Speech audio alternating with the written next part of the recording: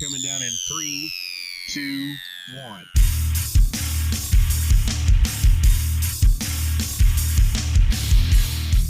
Denton, Texas, America, and the world. It's time for the Green Guys Show. I'm a big Green Guys fan. A full hour of all things Mean Green Sports. Live from the KNTU studios on the campus of the University of North Texas. We're surrounded by North Texas. Ladies and gentlemen, it's time for the Green Guys Show. There's not much that gets me more fired up. Studio looks very, very different this week. Yeah, very, very much so. Welcome to episode 10 of the Green Guys. We're in double figures. That's crazy. It's a spooky episode. Spooky episode. We are recording on Halloween. I love how you dressed up as a Houston Astros fan. Yeah, I thought he was a trash can. Ooh. Oh, man. Ouch. Shots fired. Yeah, well, whatever. Welcome to the Green Guys. We discuss all things North Texas sports, the good, the bad, everything in between. And like we said, it is a very different studio today because normally this show revolves around Anthony Council. Hello. And Kevin Walker and Cullen Brown and Blake Elliott. Everyone's gone except for Anthony. Yes, I am still here fighting and, keeping things optimistic. Yes, Mr. Optimist himself, who said North Texas would go 9-3 this year. 8-4 is still in play. Yeah. Are you happy about that? I'm not upset. Okay. I'm not upset. Maybe my colleagues may be like, you still owe us that steak dinner, but I am broke and I'm not going to pay. Well, Cullen's prediction of 5-7 is not looking too good. It's not. It's not. I think we might go bowling. Hey, I'm down for it. We'll see. But filling in for the aforementioned people who aren't here that aren't named Anthony Council, we have Brandon Brunworth. Hello there. And Alec Rapp. How's it going? It's going.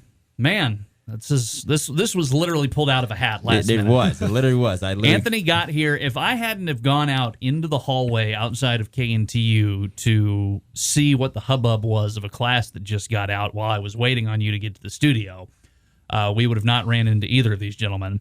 And thus, it would have just been a you and me episode. Right. Yep. The AZ podcast. Yes. Yep, honestly. But instead, we have everybody here. We have a full, well, not everybody who's supposed to be here, but we have a full show.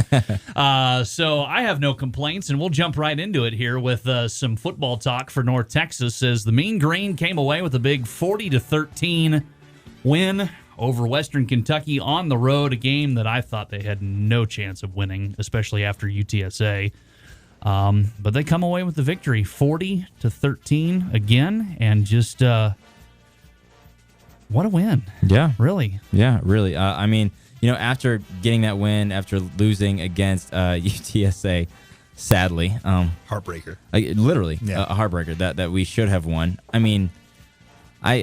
I think it's a bounce back win, and hopefully we'll get the win for this upcoming weekend as it is homecoming weekend. But I could talk all day about football, but I'm gonna let the rookies on the mic. I gotcha. Take control, especially the one all the way down to the other side. The man who never sleeps. The man who never sleeps at all. The man, talk football all day. I'm like New York, the city that never sleeps, but the man that never sleeps. I think if you go back to the UTSA game, I kind of knew that game was lost when they gave Frank Harris the ball back with 1:38. That's just kind of a coaching mistake that you have to kind of dwindle that clock down. However, if you flip that page to Western Kentucky, I think this was probably the biggest win of Seth Luttrell's career here at North Texas. I think this is a game that he needed to win. Really? I think this was a statement win for this team because you lose to UTSA and you're like, okay, well, maybe they're not quite as good as we think they are. They played pretty well against some of the lower talent in this conference, like a UTEP. And they come out and they beat the brakes off of Western Kentucky. And they did it going away from their bread and butter. They didn't use the run game that much. They had 345 yards through the air and 196 on the ground. So it's not something we're used to seeing from North Texas football. So they found another way to win, and I think really that shows that the rest of the season, we're 5-4. One game gets you a bowl, and I think that could happen this week against FIU. Well, and that's the biggest thing, right? At this point, they're trying to make that push to be able to go to that conference game on December 2nd, and You said the biggest win of his career. I really agree with you because even with how impressive the offense was, it's the fact that the defense shut out that team that I believe was the highest scoring offense in Conference USA, right? Up to that I believe moment. so, yeah. They shut them out in the second half and only held them to 13 points. I think that 130 yards of total offense. So, I mean, it's just what a great performance by UT. I mean, the craziest thing is that, in previous shows, we've talked about how poor the defense has been all season. Right. And I mean, you guys see it all the time on sports, though. When you guys watch the highlights, the defense is just, they're trash. Like, I don't care what everybody got to say. They're trash. Yeah, I mean, the secondary has been so weak all year. Yeah, literally. I mean, look, I give credit to what creditors do. Okay, Katie Davis is great. I love him, right? But it's like, watching some of these games and looking at the corners, like you have no cornerbacks, you have no safeties, really. Yeah. I mean, the only thing you have is that front seven, that front line of that defensive line, and that's really it. I mean, you can sack the quarterback all day, but it's like if you don't have those key contributors, I mean, then you're just going to lose the game. But I was shocked when I saw how good the defense actually played this game. 40-13. I'm glad that they got the win. I do believe that they're going to win this upcoming weekend. Yeah, I think so too. Because I mean, as Zach has said, FIU's. Yeah, they're not good. They're Sorry, not. they're just The perfect team for homecoming is what you're saying. right. Yeah. Exactly. And This is when you look at the calendar and you're like, okay, who can we beat? And then you circle that one for homecoming. Exactly, and I mean, I think that's kind of a toss-up game, but we do have to be careful because these are the North Texas trap games. If you look at the kind of the Rice that we've had the past couple years, we lose a game we shouldn't lose. So I think we really have to go into this game prepared. And obviously, you mentioned the defense; they haven't been all that great this year. But one guy that's really stepped up has been Ridge Tejada. Kind of came out of nowhere, and I mean, he's a sophomore. So if you can get him to stick around here at North Texas for another 2 years, he can be kind of a building block on your defense moving into the American. He leads the nation in pass deflections and is also the first Mean Green player with 3 or more interceptions in a single season since 2019. No, 2018. You say lead the nation, as in all teams? All the FBS in pass deflections, yeah. That's pretty impressive. Yeah. Holy crap. Here's my thing about that, though, because it's like, whenever we get these guys who are leading the nation and they're really good and they're great, it's like, oh, SMU's across the water, isn't it? Oh, snap. They look pretty nice, and then they transfer. That's always been my worry about here. Well, I mean, it's so tough because I think really being in Conference USA, we're almost seen as a stepping stone. Like we get a lot of guys in that kind of JUCO route. The perfect example, they use us to go to UCLA. Yeah. And I really don't think there's anything wrong with being that program, the program that builds those guys up to go to the next level and then eventually get drafted. If you look, I mean, take a look at Jalen Darden, like he's the first draft pick in 16 years. We're not producing draft-worthy talent as of now. I think maybe once we move to the American, that can happen, but we're kind of that stepping stone for now. Yeah. I just want to ask you guys a quick question. So Austin Aune, he threw for 20 and 28. I remember last season on Sports Zone, we would talk a lot about Aune a lot. Yeah. And even on this podcast too. But what's y'all's, I guess, how do you guys feel about Aune this season compared to last season? Here's what I'll say. I think Aune is kind of holding the team back, and here's why. Okay, so you've got a 29-year-old quarterback. Honestly, this past week he played pretty well, 20 for 28. Like he had a really good game, but when I saw Stone Earl go in there, I really liked what I saw. I mean, I even liked what I've seen from Grant Gunnell. There's been a ton of players that have been right behind him that have played pretty well, but I just think they're too green. You look at a Jace Reuter that comes in from North Carolina, and he just doesn't have enough time to kind of get those reps in, and I think Aune's taking that away. Aune's not going pro. He's already played, pro baseball for the Yankees. He's already said this is his last season. Exactly. So he's not going to be like the Brandon Whedon story where he gets drafted at 28 and goes on to play in the NFL for a couple of years. He's done with football after this. So I feel like they need him to kind of just take the back seat. Maybe if he wants to get some sort of coaching role or, a GA, something like that with the team, then he can do that. But he kind of just needs to step back and let the young guys take over because we're getting ready for a shift for very big talent in the American. I mean, of course, we're going to play the SMUs every year, but there's so many talented teams in the American. Even Memphis, who we lost to this year, is kind of on the rise. Yeah. I want to ask a controversial question real quick. We're just getting all the hot sports opinions now. Very quick. Very quick. I mean, these guys are on TV like every day, just about. So, our boy, our boy that we love to talk about. Yes. All the time, every day with football. Yes. Is he going with us or are we kicking him out? I think we have to kick him out. I think we have to. And look, here's what I will say. He's pretty much been subpar 500 level throughout his career here at North Texas. Hasn't been able to kind of do anything in the postseason. You look at, I believe it's an 0-6, 0-7 record in the postseason. I don't know that there is any game, any bowl game that he can win to come back. Like, I really don't. I feel like it has to be the conference championship. He has to win that. And then he has to win a decent bowl. Like, don't give me the New Mexico Bowl.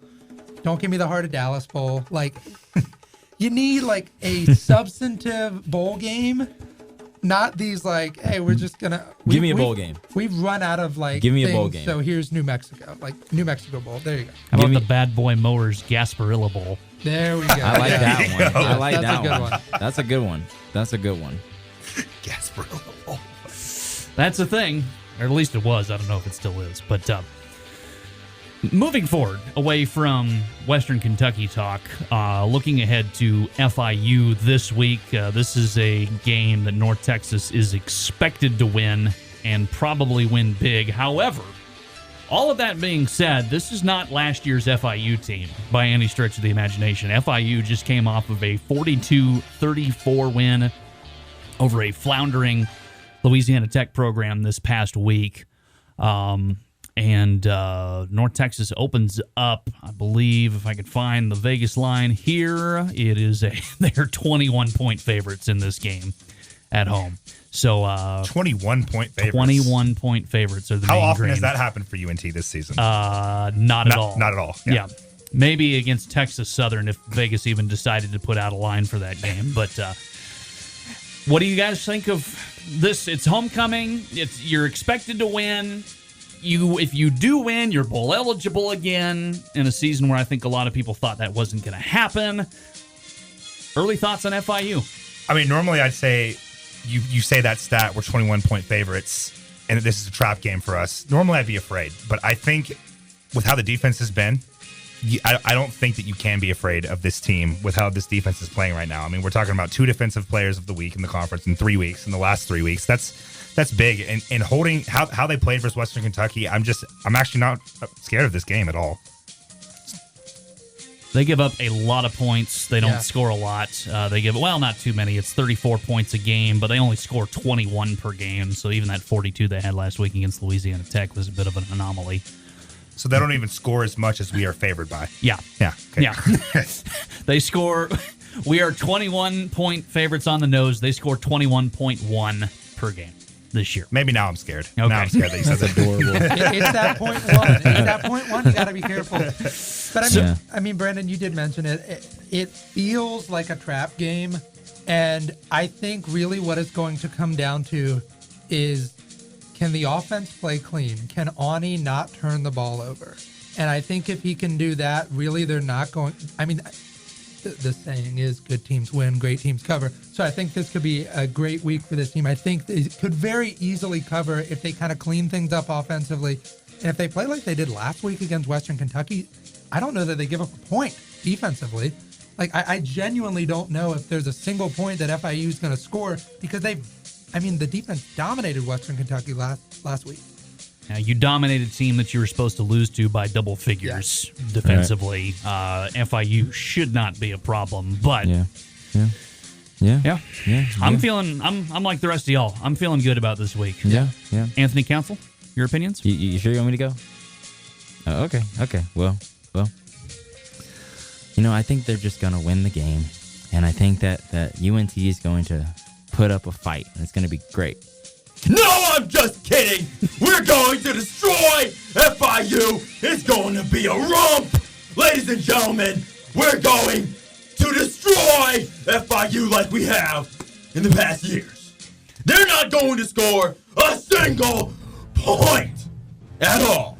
The defense is going to be there. The offense is going to be there. Ani's going to throw 8 touchdowns. 500 yards. 500 yards, ladies and gentlemen. Okay, maybe not 500. That's a stretch. Oh, but the 8 touchdowns isn't. 8 touchdowns? Yes. By handing the ball off. I feel like 500 yards isn't a stretch though, because I like this guy. if we're Yes. being honest, We have a second optimist on the That's show. what I'm talking about. he had a really good game last week, over 300 yards, and they took him. Now I will say, if they do what they did last week, take him out for Stone Earl or a Grant Gunnell, somebody like that, then no, he's not going to hit 500. Right. But I am always in favor, if you're a good football team or you're beating a team pretty easily. You look at the Cowboys and Bears this past Sunday. I wanted the Cowboys to keep their foot on the pedal. That's what I want UNT to do. If you're up 45 points at half, score another 45 in the second half. Yep. That's Break what the I want school to happen. scoring Yeah, why not record. break Do it. records? Yes. Yeah. Exactly. Break Let's it. get triple Break digits. the record. School scoring record, by the way, is 97. Oh, is it real? Oh, man. Yeah. Iowa 90 Day- we shut out Decatur Baptist 97 to nothing in like 1923. That's the scoring record. Oh my! So it has a 100-year-old record. Yeah. Oh, man. Very old. This is Very the old. perfect weekend to break it. It's homecoming, Yeah. so let's break it. I mean, Yeah. why not? The running backs are going to have 8 over- touchdowns would also be a single game throwing record. Hey, you never know. Hey, let's You get never Austin know. drafted. Let's go. Oh, yeah. 500 yards. Hey, Yeah. First round pick, right? Yeah. Let's get him. First round pick. First round pick. I'm sure somebody would be willing to take Waivers. a flyer on him. I mean, Yeah, 29 years old. Yeah, I mean, Quarterback. look, For sure. When I hear 29, I think established. I think experienced. I think a good locker room guy. That's what I'm hearing at 29 Exactly. years. And not Exactly. to mention, I mean, hey, you can. He's friends with Aaron Judge, so maybe he can bring Judge to the games, so you can get some fans to come in for that. So Oh my hey, Lord. Oh, yeah, he's going to come to the school with no baseball. He'd love Yes. that. Yeah, Yeah. exactly. Exactly. But I think the run game is going to be great for them too. I think it's really just going to be like practice this weekend for them. I'm guessing that it's going to be probably 200 plus yards for the run game. For the Are we hitting the Kevin Walker number of 250? I think we might max 250. We might hit over 250. Honestly, I think it's 275. I wouldn't be surprised because, like I said, I just because the run game is always been so strong this season. Yeah. Like it's very rare when you see them run like 150 yards. It's very rare, and at least what I've seen on the field. And I just think that it's going to be a field day for them this weekend. So yeah. But that's my opinion of the UNT Mean Green this weekend. FIU homecoming. Be there. Be green. Let's go. My man. Before we depart football talk, anyone want to give any score predictions for this game? I'll say UNT 50, FIU 7. 0. I'm going to say 7. They get 1 in garbage time. Okay. 50-7. Good job being gracious. I like that. I like that. Anthony Council? You said UNT 50? Yeah. Love that. I like the energy in this room. UNT 75. Okay, I'm gonna go UNC 50. 65. 65. I'm sticking with 65. And then FIU. I want to say 3 so bad, but I'm not gonna say it. I'll give them 14. Oh. I'll give them 14. You're being extra gracious there. They You know. scored 2 touchdowns on the second team defense. Yeah. Or maybe 1 defensive touchdown from an Austin and an Probably a pick interception. six. Yeah, I think we'll have a pick Yeah. six get in there. I'm We'll just feeling get the pick 6 out of the way. Yeah. I'm feeling like I'm going to go 62 UNT. I think FIU is going to put up 9. That sounds like a scoregami, 62-9. Huh. I feel like that's not one that's happened before. You're looking at me like I'm an expert on Yeah, you scoregamis. might know, though. I don't know. I've never been in this room before, man. I don't know what you are. You should I dress- mean, I do have a giant thing full of scoregamis. Do you? I do. So I wasn't that far off. No, That's you're what not. you're saying. you're right on the nail. Like right I'm there. gonna throw my rare opinion out here because I usually try and avoid that since I, work for the athletic department. But I'm gonna say 59-6, Okay. Oh. North Okay. Texas. So they'll match what they put up against Texas Southern. Yeah. 59-6. I say 2 field goals for FIU. Okay, that's fair. So, Fair. That's my. It sounds like we all really believe that they're not scoring much They're on not. our Yeah, team at all. They're I not don't- scoring. I don't. 8 touchdowns. a single 8 of game them. record. 8 touchdowns, 500 yards, 275 plus rushing yards, just for Iowa Dei alone. No, I'm kidding. For the whole entire run game, yeah, we're it's gonna be a romp. Period. Okay. Well, there you go. Again, it is a different show this week because we are so shorthanded and we brought in people at the last minute. So we're going to skip our usual volleyball and soccer talk. And instead, because the season's right around the corner, time to preview some basketball. How about that? That's coming up next here on The Green Guys. This is head coach Hayden Fry, and you're listening to the Green Guys. And welcome back to The Green Guys, where we discuss all things North Texas sports, the good, the bad, everything in between. Now time to do something we have not done on any of our first 9 episodes so far this semester, and that is to talk a little bit of basketball because the basketball season is right around the corner.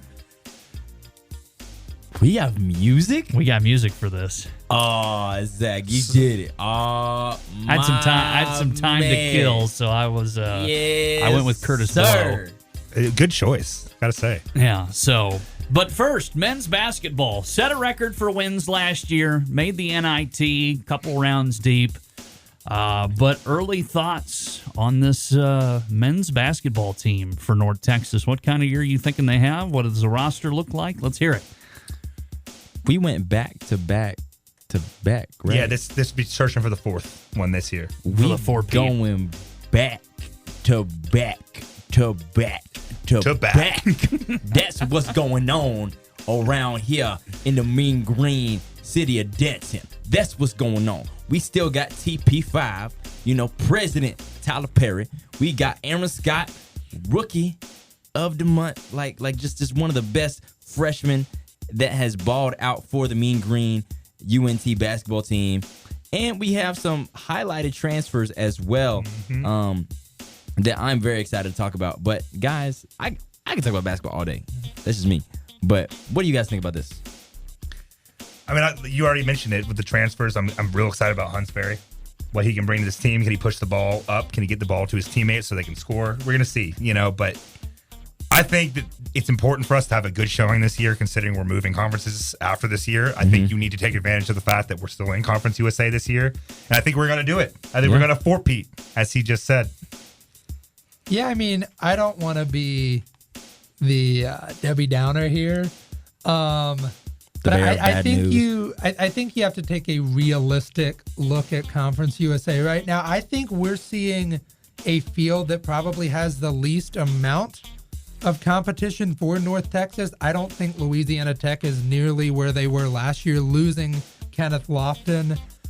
I don't think Western Kentucky really is all that good. They've got a decent team, but North Texas always finds a way to win against them. The team that scares me is the UAB Blazers. They are far and away the best team in Conference USA. They bring back the Conference USA Player of the Year, Jelly Walker, who dominated in the Conference USA tournament and in the NCAA tournament in their one game against Houston. Excuse me, you may have to put some respect on his name. You mean Player of the Year, Jordan Jelly Walker. Correct. JJW.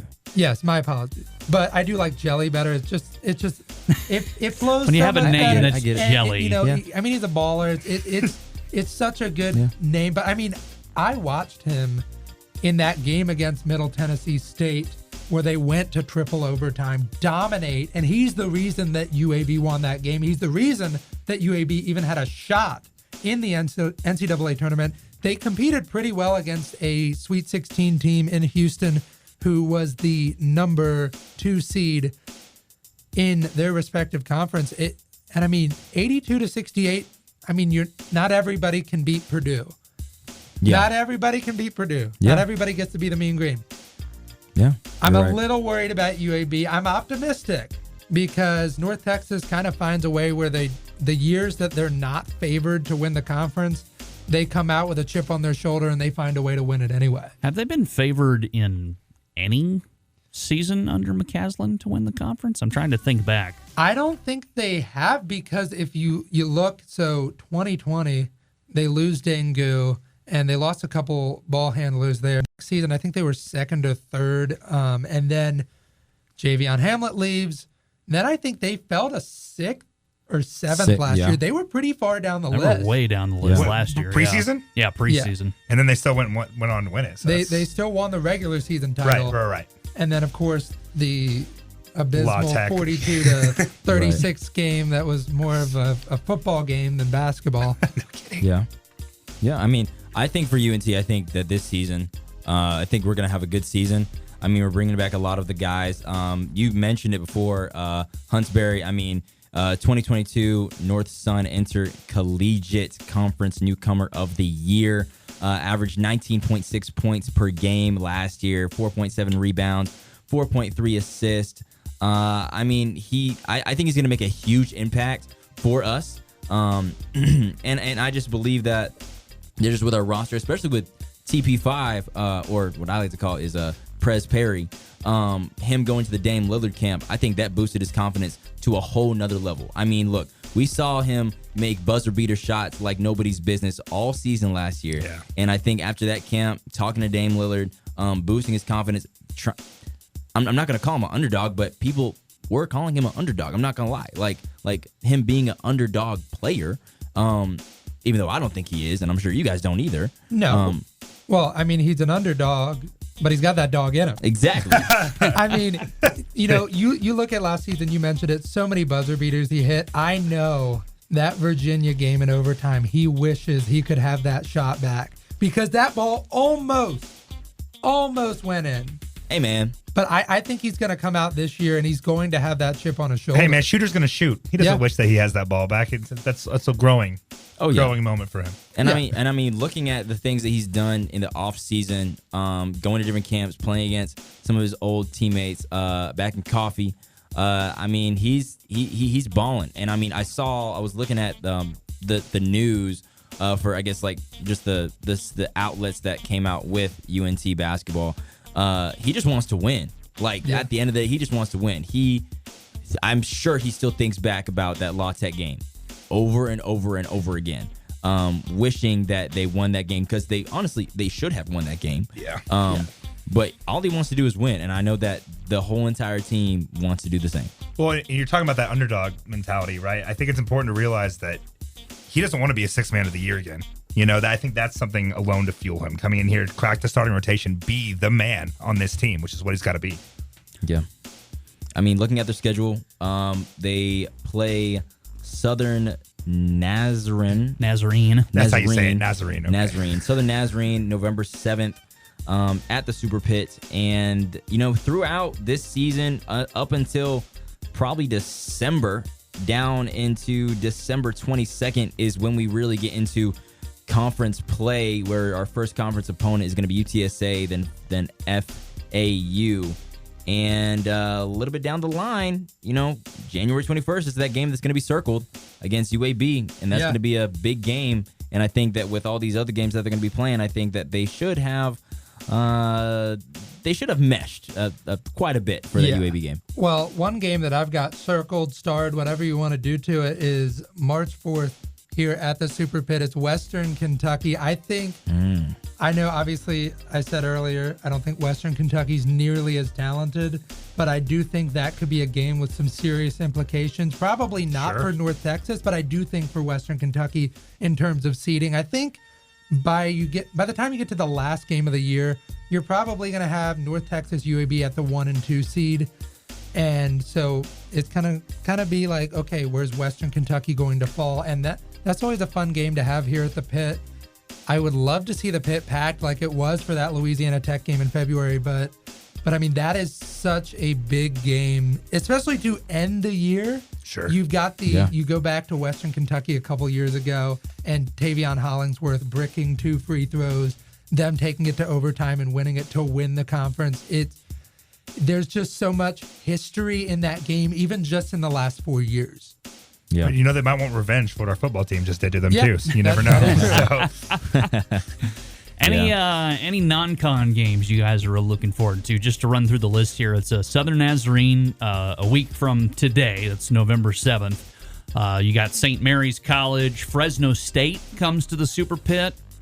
You got Paul Quinn and HBCU. Then you go to the Baja Mar Hoops Nassau Championship and play San Jose State in the Bahamas. Ooh, that sounds nice. That'll be a fun Thanksgiving that trip one. for the team. That's on Thanksgiving. Yeah, it's thanks. That game itself is Black Friday. Okay.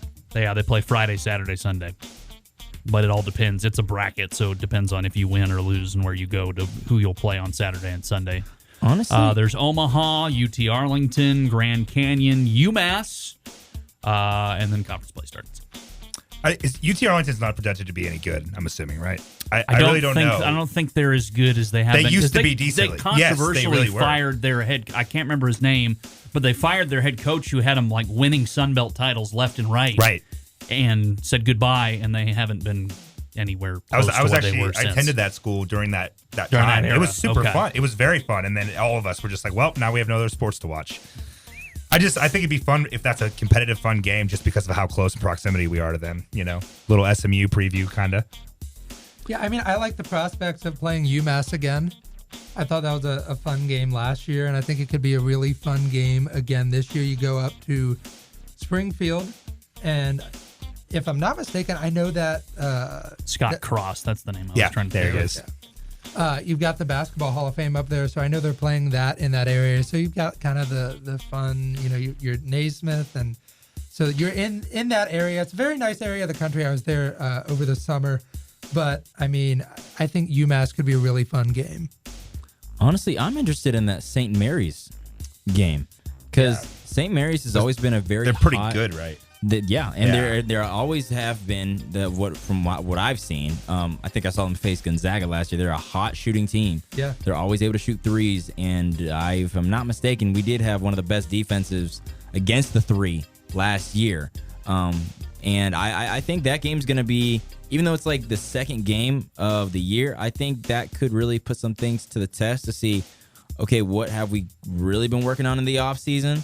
Because we know Coach McCaslin is all about defense. And I think that game against UNT, I think that game's going to be pretty good, honestly. But I'm always going to rep my HBCUs because Paul Quinn, I think that game's going to be good as well, as they are coming to the Super Pit. That's going to be very exciting. I'm definitely going to attend that game as well. I want to go back to the St. Mary's game because they beat Gonzaga last season. Oh, yeah. They That's right. beat them Yeah, they did. That is right. 57, 10-point win. Yeah. I forgot about Was that. that regular Yeah. season? That could be a good game. Yeah, because I don't know if I said if they beat him or not, but I did remember. I remember Yeah. watching that game, They- and everybody was shocked. I think Gonzaga lost 2-3 games last year. St. Mary's And- was one of them. My Yeah, bad, they were 28-4. They lost one conference game, and it was to St. Mary's. yeah. So that's why, like, St. Mary's is a great team. I think because I mean some of the guys have left, yes, but I mean they're bringing back a fifth year guard, Logan Johnson. I mean they look stacked right Yeah. now. Well, so let me ask you all this: do you think that is the toughest game on the schedule then? For out of Bar conference? none, or just in general? I mean, I'm going to say no, and here's why. I think the atmosphere that some of the Conference USA games bring, just because of the rivalry that we have I agree. between, really, the Western Kentucky game is probably the biggest rivalry game that we have as a school, especially just looking back at really the last 3 years. And I think you can throw Louisiana Tech in there as well, but Western Kentucky, there's a lot of bad blood between these two teams, mainly because we've kind of dominated that game the past couple of years. Yeah, I agree. I mean, I think that with the the UNT Maniacs also being in attendance all the time, Yeah. I think that the atmosphere that CUSA fans bring in is electric, and is. it's wild. Like they come from Yeah. left, right, diagonal, all over the place to support their team. Yeah, and one of my favorite pictures from last season, it's Kenneth Lofton here at the pit. Oh, I've seen that Maniacs photo. I know what you're behind talking him about. Just yelling at him. I mean, that is just such a legendary pick. And really for a school that, they haven't necessarily been able to pack the pit all that much. Yeah. It's certainly not as much as this team deserves because, as we mentioned earlier, back-to-back conference champions, the pit should be full every single game. Every single game. And simply, it's just not. And to have that atmosphere, what the Maniacs have brought has been a game changer for this team. Yeah, I completely agree. It has changed from like night and day. I was just gonna say, I mean, I really hope that can change this year. I'm so tired of going to these games and there's just nobody there, and they're good teams to watch. Yeah. You're right. That's great that the Maniacs are here just to change that culture even a little bit. Any final thoughts on men's basketball before we shift gears over to women for a little bit? All I would say is make sure you guys all attend the ceremony to lift up another banner to the rafters, which is amazing. I saw Aaron Scott's ring on Instagram. That thing is shiny. That's a nice ring. Hank Dickinson got one. Oh, Yeah, I got to see Wow. that. That was like, I know that okay, was nice. okay. At least they're including the radio guy. right. Yeah, exactly. You know, Higher aspirations for you. Yes. Yeah. Yep. There's one thing I'm gonna say, and we mentioned earlier about some of the guys that we brought in, and obviously we brought in a lot of talent. We've got a really good set of returning talent. You've got Perry, Scott, Jones, but there's one guy I'm really happy is back. If you guys remember in the offseason, all the talk was potentially Grant McCaslin to SMU. But no. Grant's back for another year. Yeah. And put another ring on his finger because, I mean, at this point, Grant McCaslin needs a statue outside of the Super Pit. I agree. I'm already in. I agree. Give that man a statue right now. honestly, like I think, like honestly, with basketball, Joe Green and Grant McCaslin. Yes. like That's it. That's it, though. That's it. No more. like knowing that we're moving to the American next year, we can really compete. We can. Like- and that's a conference with Wichita.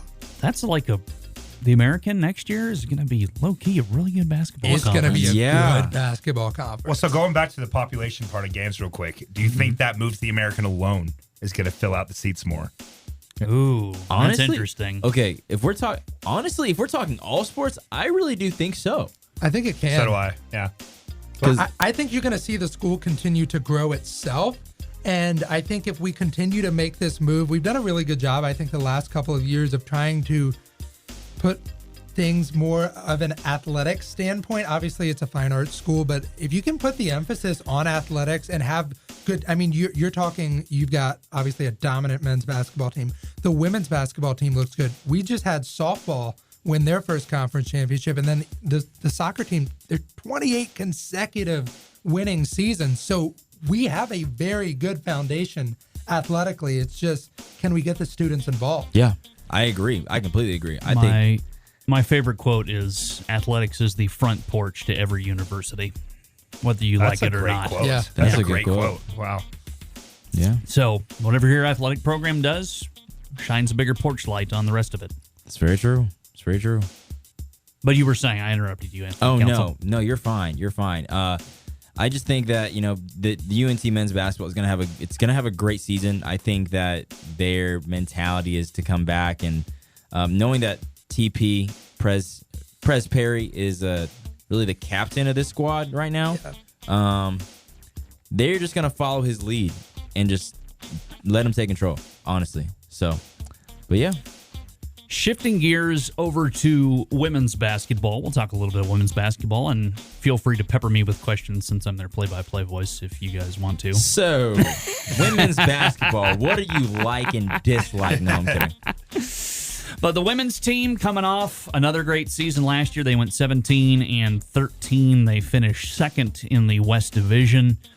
But a lot of new faces this year for the women's basketball team. 9 newcomers. That is the most in the Jaylee Mitchell era, but one of those not newcomers is the girl who made the all-conference preseason team. She was preseason player of the year last year, and she's still one of the best shooters in Conference USA, and Quincy Noble.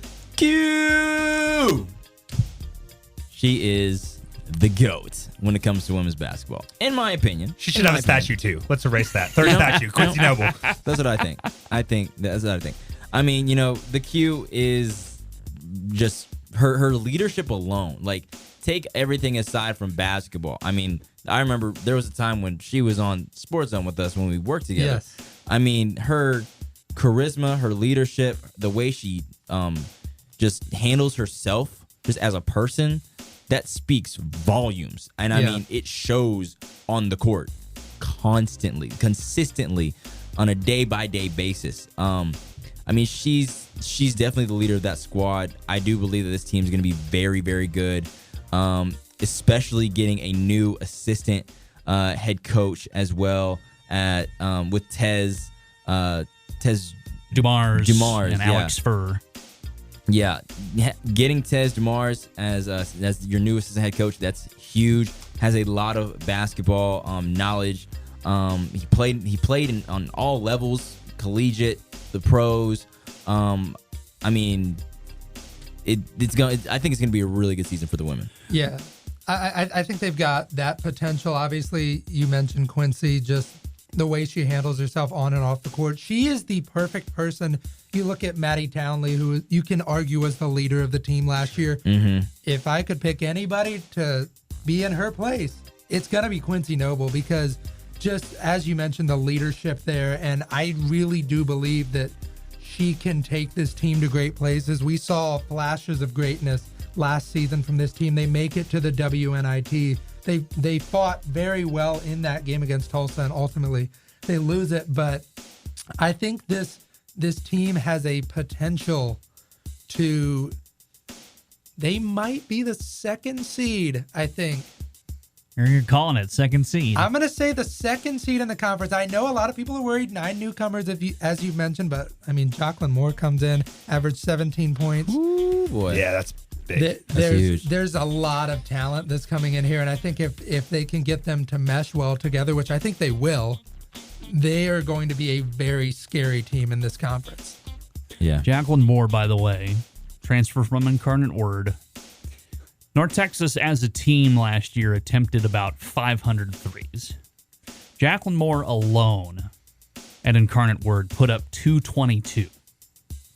So half the threes Yeah. our team took. I mean, Yes. that's Just On her about. own. just as a well. So with that, are you expecting our 3-point shooting in general to go think, up? you know what? I think it's going to be like the Mike D'Antoni Rockets. I think you live by the three, you die by the three. I love it. I boy. love it. And, you know, in today's day and age, I don't mind dying by the three every once in a Yeah. while. If it means you're going to have a super flashy, highly entertaining 3-point barrage every night. It's a great point. Yeah. I don't mind that at all, really. Okay. And Okay, so to that point, then, do you think that she's gonna take, let's just say, not more of the lead, but I guess more of the, I don't know, the I guess helping Quincy, because Quincy led in minutes and she averaged 14.1 points a game. She led the team in minutes and scoring. So do you think that having her, do you think that's gonna help a lot? I think it takes some of the pressure off Quincy. Yeah. As Okay. far as being the volume shooter of the team, because really, and this is something that I think did happen a little bit last year with Ali Gomez from Fresno State, where you could have someone else kind of be the centerpiece of the offense for a little bit, and Jazzion Jackson had that role too. Now she's at UTEP.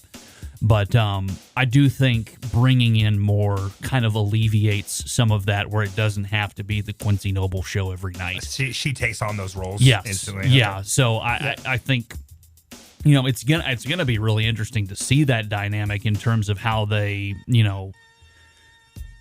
there's only so much basketball to go around. That's the thing. You can't be putting up between the two of them 400 of your team's threes. There's just not enough time in the day to do that. So I think it's going to be interesting to see how that plays out and how they work with each other. Yeah. But I would love to see, Quincy up top, fake a three, kick it to the corner to Moore. Yeah. Moore puts one up, knocks it down, and then vice versa the other possession. And I think the really exciting thing about having these two together is the fact that one of them's probably going to be doubled. Yeah. So you're going to leave maybe single coverage. Moore or Noble might be open. And that is probably the scariest sight to see if you're an opposing coach. with one of those two girls open because they will hit their shot. Coming into this, all things even, what you know right now, who do you think is more likely to be doubled? I think as of now, it's going to be Quincy just because I would say, I guess, more of a recency bias and kind of she's been in the conference already where Moore hasn't been there yet. So teams are still kind of scouting her and, okay, you know, what do we see in her game? They're having to watch some stuff from Incarnate Word. It's not the same level of talent. But that could change. It can. And that's the thing. And I it think probably will. you'll kind of see later in the season, it might flip or they might try to find some way to contain those two defensively and then force the ball somewhere else. Yeah. Other players that I want to highlight, Kendall Magruder, sophomore this year. I love that name, by the way. Sorry, it's just random. Yeah, Kendall Magruder is an awesome name. Kind of rough around the edges last year, expected because she was a freshman, you know, coming up from SGP. But she's got a great shot. I think if she can find more of her balance and more consistency with shooting the three ball, I think she can be kind of the unsung third weapon between her, Quincy, and Jacqueline. Because, you know, if you're constantly on Quincy or constantly on Jacqueline and suddenly you kick it out and there's Kendall Magruder to knock down a rainbow shot, that's possible. And then I've heard, this is just me with hanging around the team a little bit, Brianna Davis is apparently really, she's a bucket. She's going to be good. She I've is heard going to that be too. really good. She is a freshman from Red Oak. Yeah. I don't want to reveal too much, but she'll be good. Yeah. Oh, She'll be really you're good. getting me excited about women's Yeah. basketball. I mean, look, What have you heard regarding Jordan Carter from Temple College? Because averaged 14.9 points there, played pretty well there. Has there kind of been any, you know, whispering throughout the team? I not that I've really been around, but again, I've only really been with them for the last week or so. So I haven't heard too much yet. I've heard she's a great transfer. Don't get me wrong, but as far as specifics, I'm still learning a little bit myself. I will say, looking at, so obviously we're in a new era of college sports, looking at the transfer portal. And it's easy to lose players. Obviously, Jazzian Jackson goes to UTEP. I mean, if you look back at men's basketball, Mardrez McBride goes up to Georgia. We saw James Reese go to South Carolina.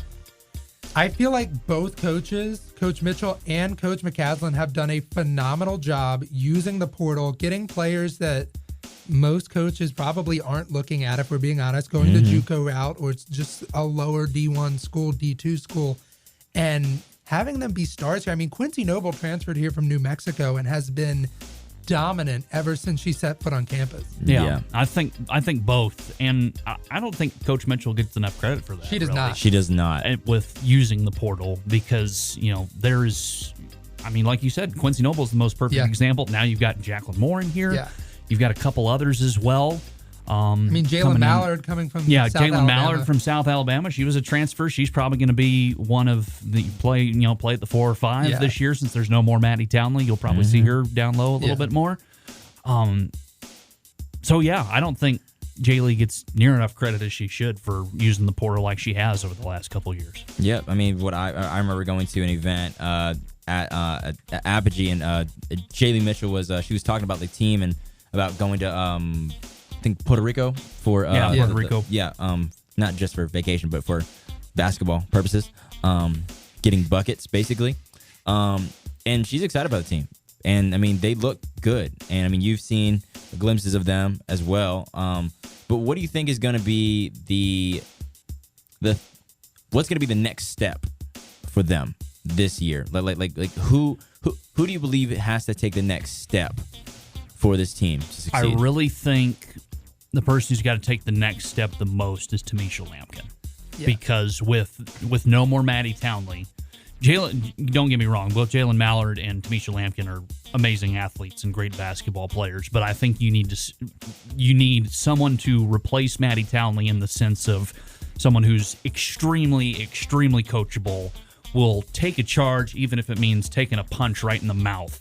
I mean, that was the kind of player that Maddie Townley was, where you could literally get in a truck and run her over, and she will sit there and take that charge. We're gonna feel her loss bad. Yeah. So I think Jalen Mallard has, we saw Tamisha play a lot last year, but I think she's going to play even more. And I think for us to succeed, especially in the paint, you're going to have to see a lot more from Tamisha and from Jalen for that matter. So that's to answer your question, Tamisha Lampkin and a little bit of Jalen Mallard. I feel like we're going to need one of the secondary guards to step up, because you can't have, as great as it would be to have Quincy play the entire game, Jacqueline play the entire game. That's just really not feasible. They need a couple minutes off. So whether it's Maddie Cleary or some of these Jordan Carter, one of these new transfers coming in, somebody's going to need to be able to step up. And I mean, I guess if we've got a six-man kind of position there, like I don't really know who we're going to put at that spot yet, but I think one of those guards is going to need to step up and be able to produce points and assists, rebounds, whatever, while they're not on the court, because I think a lot of times we have found ourselves when we don't have the stars out there that kind of falling behind even defensively as well. So I think one of those guards is going to have to step up. Yeah. I mean, I'll give a shout out to one of my homies. She's kind of like a sister to me because we went to the same high school. Cortland Loudermill, bucket. I remember watching her back in high school. She was just a bucket, averaged 13.1 points, 4.8 rebounds per game at Panola? Thank you. Panola College last year. I think she's someone who could really impact the game, especially with averaging 13 points, and being that sixth person off the bench. Because I think that depending on who you put out there at the starting lineup, there could be a killer lineup, like just a kill zone lineup that you could really put out there that can really just dominate. It wouldn't shock me, speaking of sixth woman, that it wouldn't shock me if it is Loudermill. Yeah. I don't think she starts, but I think she could be a weapon. So y'all think that highly of her off the bench? Oh, yeah. Oh, wow. I mean, I've seen it. I believe you. You said bucket. Man, she a bucket. I mean, like, puts buckets on it. But I kind of want to go down into the schedule real quick. So the first game is going to be November 3rd at the Super Pit, Texas A&M exhibition game, right? Texas A&M International. Then Thursday, November 10th, Texas A&M Texarkana, still here at the Super Pit. Some of these games that are non-conference games, we have SFA, Wichita State, Louisiana, the Raising Canes, Montana State, the Raising Canes. That's what I always think when I see it. They got that sauce. Hey, their logo is literally a pepper on fire. I love it. I'm sure. That's actually amazing. I need to see this now.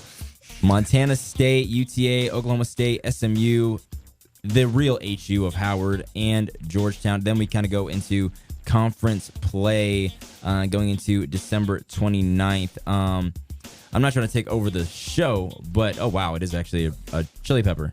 Like, reminds me of Chili's. It does kind of look like the Chili's logo. It does, except it's like standing. It's not like sideways. The Raging Cajuns of Louisiana. Oh, I definitely messed up the name. The Raising Canes is way better. Yeah, the Raising Canes. Yeah, exactly. I'm going to refer to them as the Raising Canes from now on. The Raising Canes, yes. So, kind of a little bit, kind of what Zach mentioned with the men's. What game are you guys in? I'll even get your input as well, Z. What game that's non-conference do you think is going to be like really big? Always love playing SMU.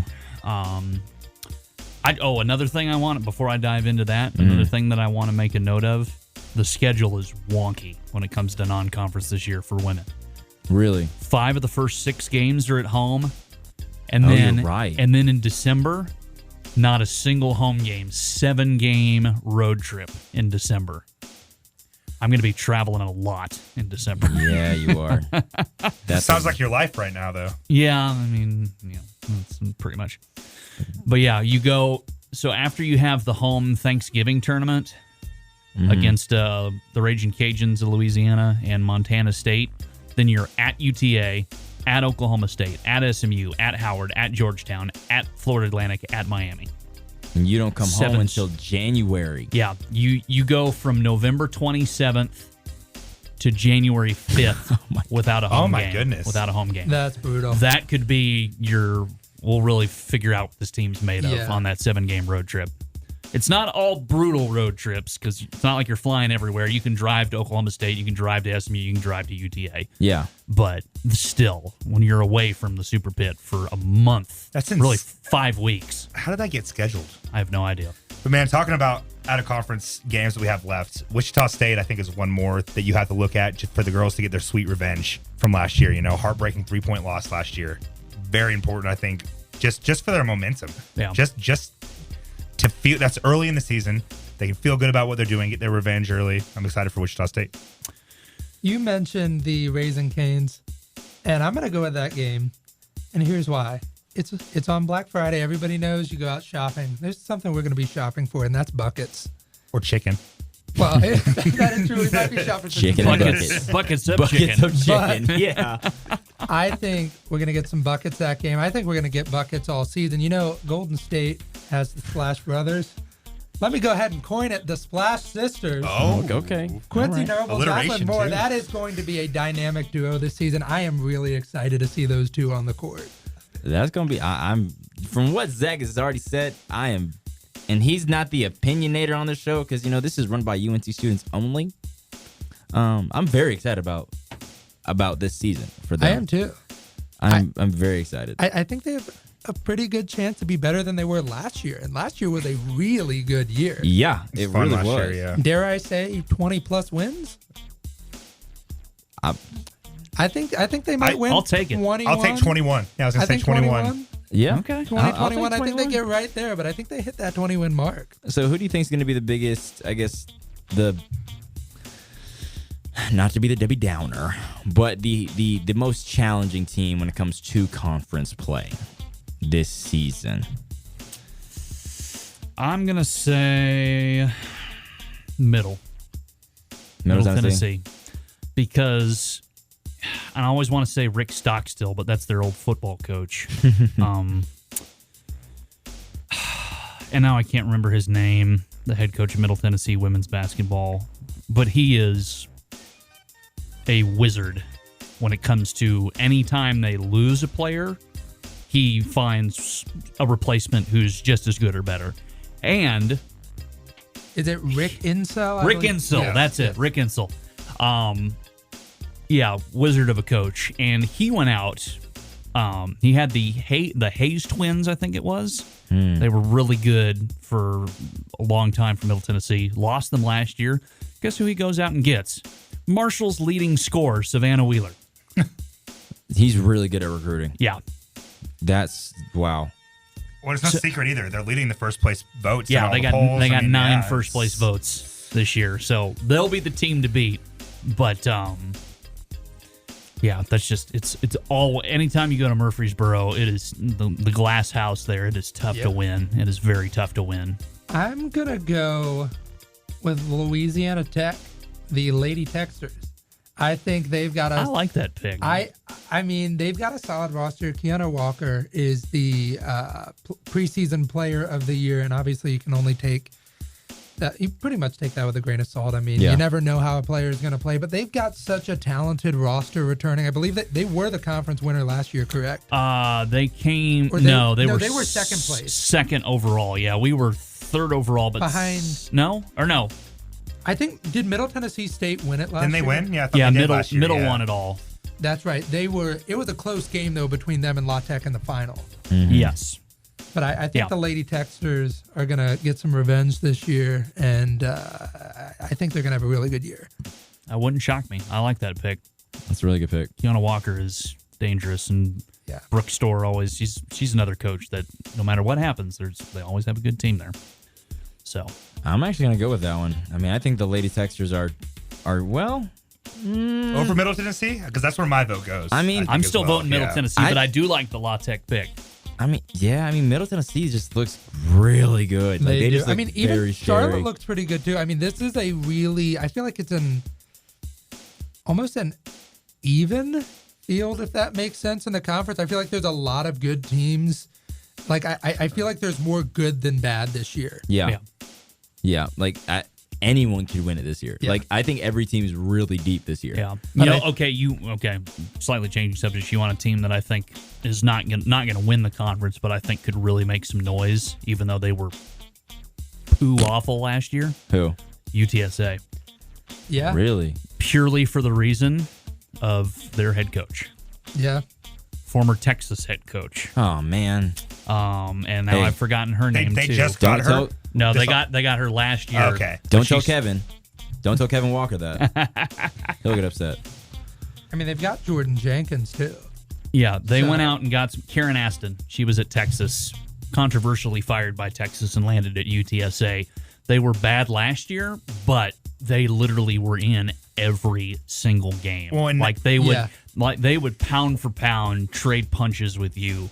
Even if you beat them by 30, they were going to make you earn that 30-point advantage. Well, that's good info to have because now that you talk about it, I mean, you need more than just your first year coming in as a coach to make your mark, to get your recruits, to get your system going. And so, with that information, it's like, man, it is an even field across the board. I don't think they're going to, win the conference or come close to winning the conference by any means. I mean, they were picked to finish 9th out of the 11 teams in CUSA this year, but I think they finish higher than 9th. No, They're going to beat some teams. I think your conference winner will be wearing green and black and play in Denton, Texas at the Super Pit. That's where I think the conference winner is. Yeah, I agree. But I'm just looking at UTSA just by what you said, Z.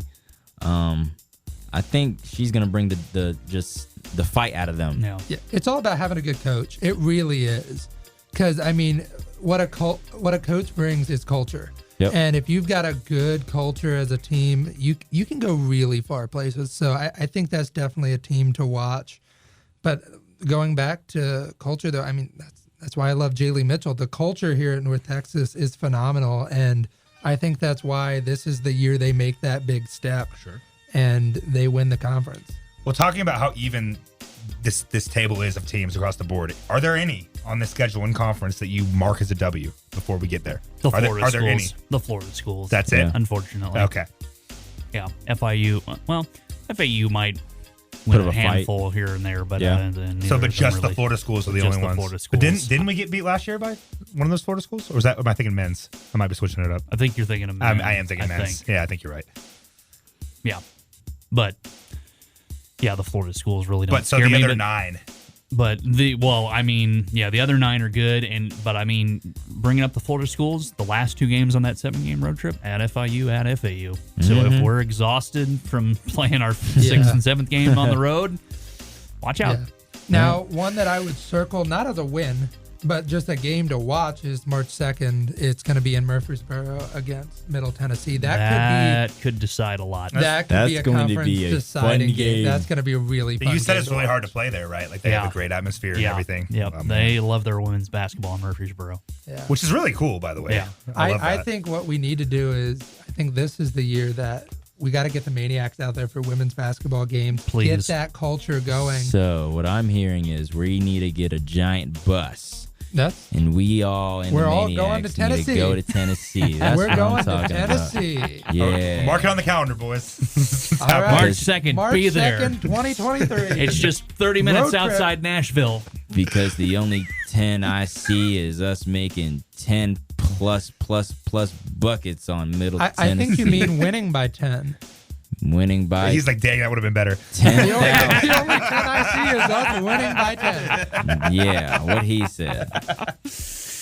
Oh, my goodness. Well, that'll do it for another episode of The Green Guys. A very basketball-oriented show this week because it's basketball season. I swear we just started football, but, here we are. Football's winding down and basketball's firing up, and pretty soon it'll be summer and then it'll be football again. So, Don't forget baseball. Oh, never mind. But hey, we've got a good softball team. Do not forget that's true. softball. And Do not they've got a forget pretty good softball, chance to, I think, go back to back. That wouldn't shock me either. Rodney DeLong's got a great team over there. But special thanks to our fill-ins, especially on literally last-minute notice.